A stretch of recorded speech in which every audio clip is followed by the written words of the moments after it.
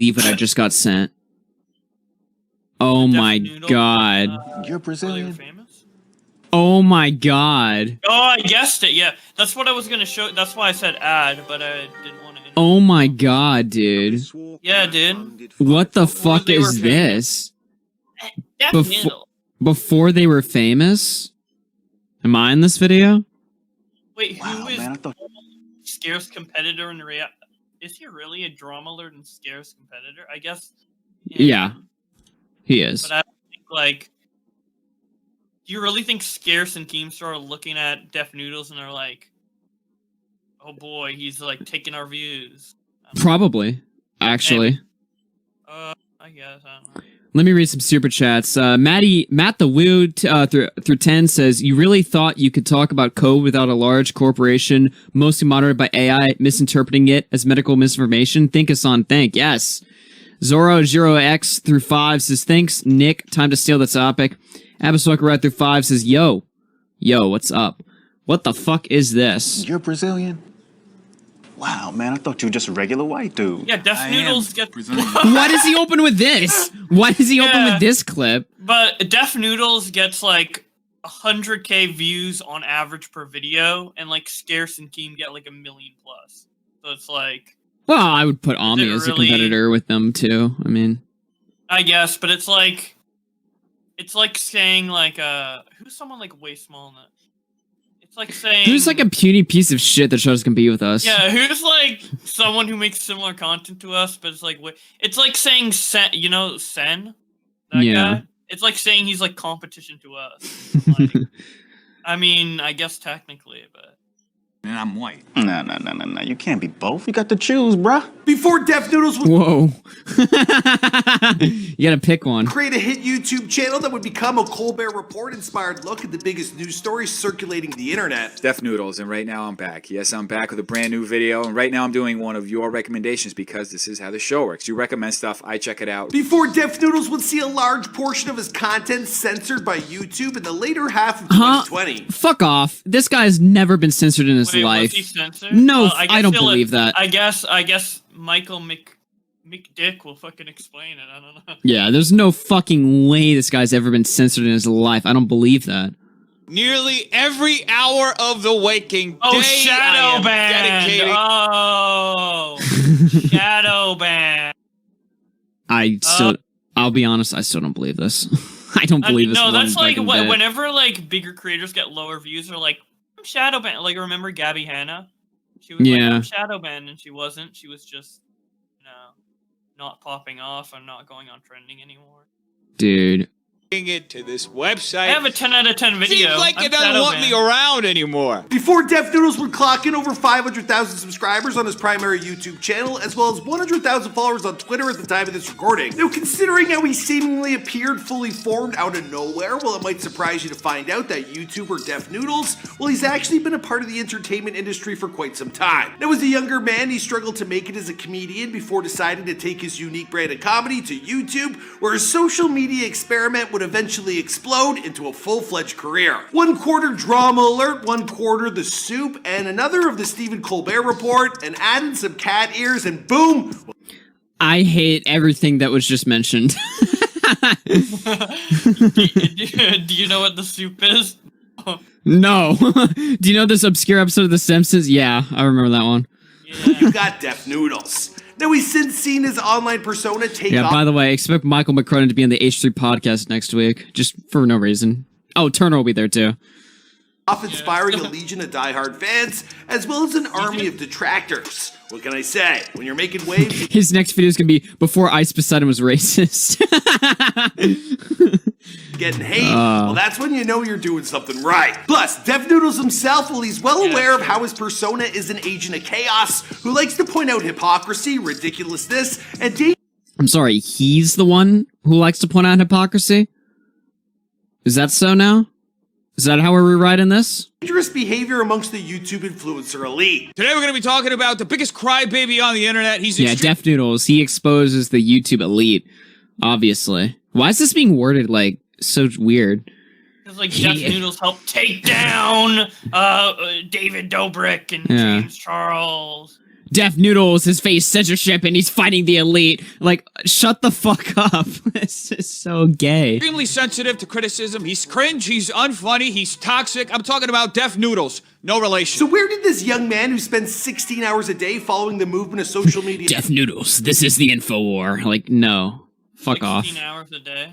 Yeah. Okay, I've spent a lot of time online looking up all this shit, even more than Augie, but if I did it as much as Def Noodles, I think I'd, like, jump. Yeah, I would end it. stars come from? Well, we dug deep for this one, and we reached out to Def Noodles himself, just to make sure we got it all bang on. Oh, did you know? Sometimes you just can't trust famous Or did you reach out to... What's going on? Dennis? Yeah, which one? You Who's reached telling out to you? a character? That's like saying you reached out to SpongeBob. Like, SpongeBob's a real man. Like, Yeah. Guys, it's your boy Michael McCrudden. Happy to be back. Yeah, he's gonna make a video on me one day. AugieRFC before they were deplatformed. Ah. We recently dropped an Before they were episode on racist. Nico Amilana. They were racist. I'm sorry, but that's got to be a series on his channel. He just does like a series of like hit pieces, like before they were Everything. racist. yeah, everything that led up to them saying their first N-word. Before Ice Poseidon dropped his first N-bomb on stream, he was a sweet little kid, and then all of a sudden he fell down the alt-right pipeline. We got the Rich Life of Bella Porch coming your way. Let us know who to feature next in the comments down below. You can find us all over the internet at Before They Were Famous. All right, now let's get into this video.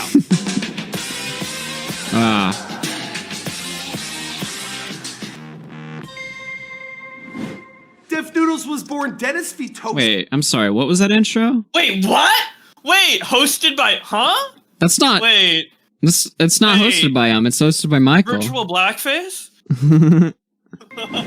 Def Noodles was born Dennis Vitosa on March 8, 1995 in Morristown, New Jersey to Brazil. He was born in New Jersey, by the way. Oh, Oh, that a rough upbringing he New had. Jersey, Brazil. It looks the same. Parents. His mom and dad would eventually move back home to their native country of Brazil Oh. when Dennis was still a young child, and he was raised there for a time in the city of São Paulo. In Brazil, and I can say this as a Brazilian because I am Brazilian, we don't speak Korean. The official language in Brazil is Portuguese. It was while living here that Dennis Cringe. became fascinated with movies, a passion he came by pretty naturally thanks to his father, who was a prominent executive at Warner Brothers, and he acted as the executive director for Latin America, where he helped reorganize and relocate the Warner home video manufacturing and distribution operations. Now, all this traveling will help Dennis become a pretty worldly individual from a young age, and he mastered both English and Portuguese, as well as a bit of Spanish. Shout out our Spanish channel. They just hit 2 million subs. I took a lot of French lessons as a kid. I can understand some French, not like as much as I used to, because I haven't really worked on it. But I hablo un poquito de español. Though growing up in São Paulo, well, Dennis, he attended the American Educational Facility known as the Graded School, but it wouldn't be long before he returned stateside, then transferred to the Bowles Boarding School in Jacksonville, Florida. After his return to America, well, Dennis, he created his very first video for a book report on Roald Dahl's BFG, and as he grew older, well, he continued to find himself interested in the field of filmmaking. He even picked up an odd job here and there, working as a voiceover actor while he was still a child. I actually did a bit of child acting myself. Voiceover wasn't my thing. And some of you guys in the comments, you Why is this guy so cringe? Like, he's... know why. Beyond his early experience in the entertainment industry, Wait, does Michael McCrudden still follow me on... He used to follow me on Twitter No, he after I blocked all of shit us. on him. He did? Yeah, he went like on a massive commentary blocking spree. I didn't even say anything to him ever. And He's so weird. He's such a weird guy. He's a weirdo. Yeah. well, Dennis, I don't he hate also him like trained with everybody Olympic else swim- does. I'm not like mad at his before they were dead videos or whatever. But I think it's just pretty Yes. funny that, like, it's like, oh shit, celebrities died. Let's go make a video. Let's go. Like, I'm sorry. That's just Yeah. fucking... it's kind of It's strange behavior. it's funny and weird, but I wouldn't. I'm not like super outraged about it. I don't know. Mm-hmm. But he is a weird guy. Aside from that, like he is a weird guy. Like all my interactions, like that I've seen amongst him is like really, really strange. Oh Kinda yeah, we did seems do a like segment Def on him with Noodles. Mutahar. Before they were on the H3 payroll. Yeah, exactly. youngster, and he Chet Goldstein before they were racist. Star Killer before he was on the payroll. Ah, I forgot about that guy. he eventually worked his way towards earning Olympic qualifying times before abandoning the sport altogether. I was like way behind them, but I was still trying. And Rodney Dangerfield. And I know this because the first time I went to his club in New York, Dangerfield's, I geeked out that I was in his club. After completing college, Will Dennis, he then moved to New York where he landed a job working at DD172, a media collective founded by Damon Dash. Now here he created a ton of content, including music videos for up-and-coming artists like Currency, a concert documentary for Adidas, as well as a couple other unreleased tour documentaries as well. Now in the UK, they call it Adidas. But when I say that, people rip me apart, so let's just say Adidas. All the while, he was working his ass off to make something of himself on the New York comedy circuit, where he performed stand-up and improv nightly at clubs like UCB. Then he also wrote and directed more than 23 sketch shows and one-act plays, as well as a full-length drama. Now, he wasn't exactly performing to standing room-only audiences, but that didn't make these experiences any less special. Now, speaking with Vulture about this time in his life, Will Dennis, he told them, "When I was performing stand-up, the most people that I ever had in a room in front of me was about 200-something. That felt insane to be the only person standing there having 200 people." I'm doing stand-up right now, and I have 900 people in the audience, so fuck you. Stand up in my closet. I was buzzing for 3 days off that energy. Now, it might sound like Dennis was making a killing with his entertainment career, but since he was living in one of the most expensive places on planet Earth, well, he also had to supplement his starter-level income by working as an NYC hot dog salesman, something he would keep doing until his viral career, well, it really began to take off. Also, PewDiePie, that was his first gig. Interesting. Eventually, Dennis, he would move on to become the creative director at Univision's Flamma, where he created several viral videos, some of which would go on to attract over 8 million views in only one day. These next clips I created for Flamma, one of Univision's digital content labels. Things Brazilians are sick of hearing is a sketch I wrote, acted, and co-produced. By late 2018, Will Dennis, he was ready to try his hand at a new project altogether. He created his own YouTube channel and dubbed it Def Noodles. This is my first video on this channel. I call it Def Noodles because I love noodles. And I also love learning about Filipino culture. Okay. I named it Def Noodles because I love eating noodles. I like how, like, his delivery, like, "Hey guys, today Def Noodles. I made this channel because I like noodles and Filipino culture." What kicked off as an excuse to learn about Filipino culture, well, it would eventually evolve into this series, becoming the love child of The Soup, mixed with the Colbert Report, where Dennis, well, he would provide his exaggerated opinions on the biggest news circulating around the internet. And within about a month, he was regularly racking up hundreds of thousands of views for each video. As his fan base grew and grew, well, Dennis realized that by throwing aspects of brands like Drama Alert, barely cracked 100K on like half his videos. Keemstar, also Perez Hilton and Gilbert Gottfried into a blender. Perez Hilton. Dude, that guy is such a fucking spurg. Holy shit. When I'm Alex was accusing him of being like a pedo, there was a bunch of videos that came out defending him. Rightfully so, by the way. And then, like, he started spurging. Like, one of my friends did a video defending him against I'm Alex, but Perez Hilton is so retarded, he thought it was a video against him. So he started shit-talking Sino, and Sino was like, you realize this video is, like, supporting you, right? And he's like, "Yeah, bitch, I don't give a fuck." Like, and I was just like, okay, you're brain dead. He sucks. He created something truly magical. I love this video game guy. Like, I want to like hire him to do like verses with us. These are like hilarious. Now, in discussing the emergence of his Def Noodles character, well, Dennis, he told Vulture, "The delivery was kind of accident. I did a Gilbert Gottfried impression in one video and people loved it. They started saying that Gilbert was my uncle or whatever. So that's where the voice came from." Cringe. We also took some inspiration from the online commentary community, in particular. Why is Xander Hall? Wait, is Xander Hall? Wait, what the fuck is this? A guy named Xander Hall. Now, this guy Xander Hall, well, he's a political commentator who once got into a lot of... What is going on right now? Wait, Def Noodles was inspired by Xander Hall? Wait, what? The fuck? Wait, what? Since when? Wait, I've never heard this connection. Wait, I actually didn't know about this. Because he champions making YouTube a political space. Now, when Dennis took note of how upset people got over this, he thought that he could do something similar, but with a more comedic What the fuck was that connection? Wait. he said Def Noodles like talked to him behind the scenes to help with this video. This is probably something Def Noodles just told him for the first time. Like, Wait, did Xander Hall do a video on Def Noodles? Like, and then Def Noodles, like, he was like, "You've inspired me to change up." Like, I think. Wait, he showed the tweets with Willie Mac show. So maybe Def Noodles watched the Willie Mac versus Xander Hall debate on After Hours. Oh my became god! Inspired to do his content in a certain way. We fucking ruined. You know what? Hats off to Xander Hall. He actually infiltrated the commentary community. He actually did it. I don't actually think Xander Hall likes Def Noodles. I would not know one way or the other.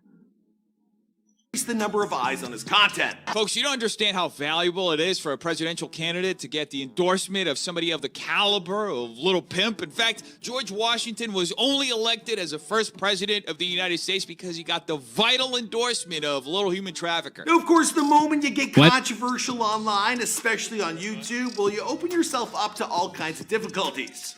And despite his success on the platform, his work as Def Noodles, well, it's not always been easy. Outrage from people who simply don't get Dennis's sense of humor, well, this resulted in him creating a disclaimer for his channel that clearly states that Def Noodles is a Oh my god. Dude, we don't get his humor, man. I'm sorry. The only guy in our community that was willing to give this guy like a fucking pass was Wavy Webster. He's like, he's not that bad of a guy. Nah, dude.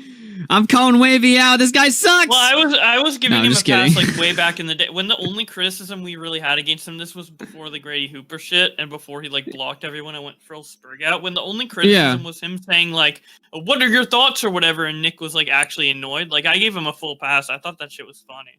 Mm-hmm. But nah, this guy's fucking sucks. character that's meant to satirize the destructive aspects of internet culture, and it does not reflect his own personality in any way. Over a short period of time, while Dennis, he tried to hold people's hands as he walked them through his channel's comedy to help them. Oh my god, this guy is such a cocksucker, dude. The way he words this, he's like, Def Noodles. Oh my god, he's probably gonna play my shit. If he doesn't, he tried to walk the retards through his like simple comedy, but they didn't get it. Dude, the way these dumbasses they just didn't get the joke. So he tried to explain the joke to them, and they just still didn't get it. By the way, if he doesn't end up playing my clip on this show, I will copyright strike him for not using my material. No, I'm joking.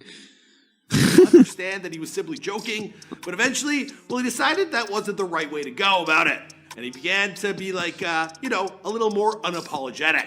Now, as much as this was probably the right creative choice to make sure his channel is as unique and singular as possible, well, it also opened him up to censorship issues from the people at YouTube who began going through his videos one by one and demonetizing them. So in case you're not up to speed, demonetization isn't censorship. That is not... Wait, demonetization is not censorship. The video is still up. No, not making money isn't censorship. I mean, it's bad. Financial censorship, but that's not financial censorship. Suppression, not financial censorship is getting banned from like PayPal or banks not wanting to work with you. That's more what that means. Not like my video got demonetized. Everybody's videos get demonetized. It's a system on YouTube. What? That's like saying. Yeah, it's systematic oppression. Because my video got disliked. Like dislike is a feature on YouTube. It's systematic oppression against all the YouTubers. We all have to deal with it. Yeah, we're all victims. All censored. Then literally every YouTuber under the sun is censored. I bet even like fucking Coco Melon got demonetized video by accident because of the fucking bot one time. 4 different demonetizations over the past week. 2 of my recent Karen videos were demonetized. To be fair, demonetization hinders people getting videos and recommended. Does it really, though? It used to. It used to. Now, not as much. Everyone tells me that, and I just have to accept that as a fact because people do tell me that. A couple of years ago, 100% it used to be like that, but it isn't anymore. I've never felt my video getting demonetized hurting me in views. That's never happened. Actually, I've seen monetized videos get like completely cut off in views, which is weird to me. But no.